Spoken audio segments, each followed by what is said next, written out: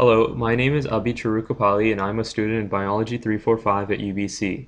For my Ignite Talk project, I will be talking about light pollution and its effects on the sea turtle population. So you may not know, but there are actually two types of light pollution.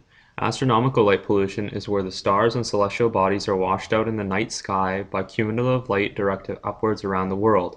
For this talk, however, I will focus on ecological light pollution.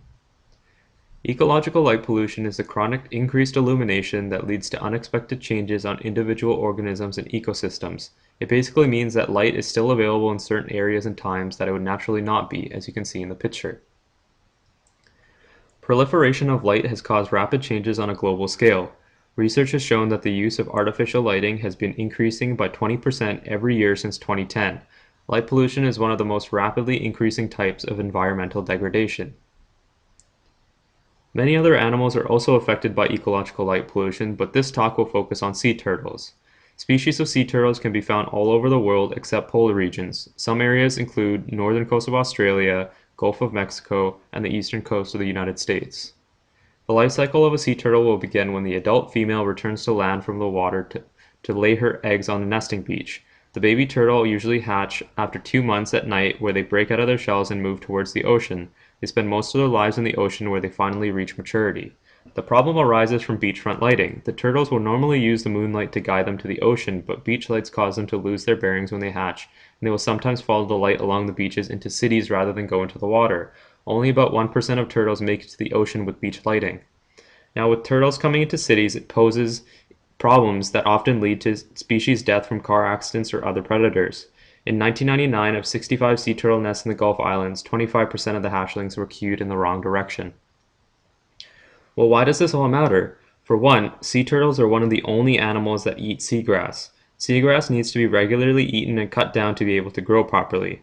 Seagrass is used as a breeding ground for secondary consumers such as fish and crustaceans.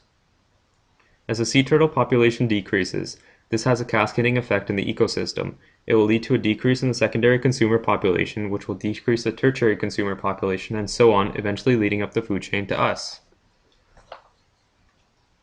The second reason sea turtles are so important is the sand dunes they lay their eggs in. When the turtles hatch, their eggshells provide nutrients for the surrounding vegetation on the beach. The native beach vegetation takes in the nutrients from the shells and uses them to grow their roots to hold onto the sand on the beach. Now, if sea turtle population is decreasing, there will be less eggs, which means fewer nutrients for the beach plant life. This will lead to the sand eroding away from the beach, thus destroying it. Destroyed beaches means the sea turtles will no longer lay their eggs there, which causes problems for predators that rely on these eggs for food.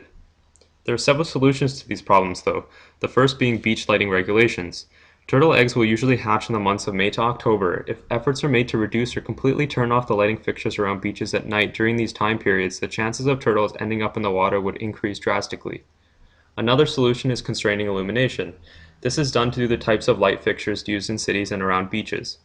As you can see in the pictures, some lights will radiate light from the source rather than directing it in a particular direction.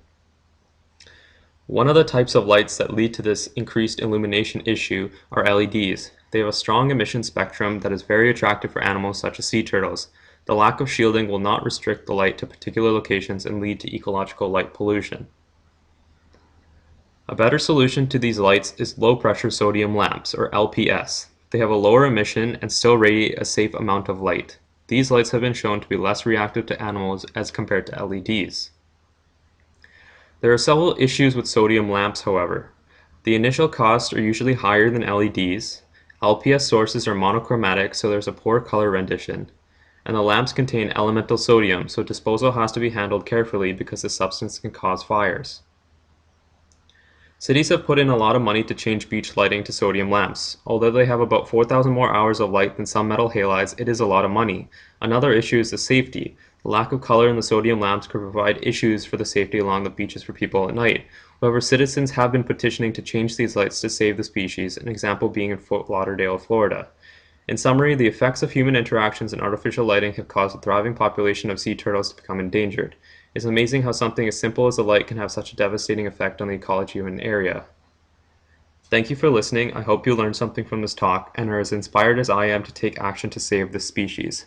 Listed here are my references for the information I used in my slides. Thank you.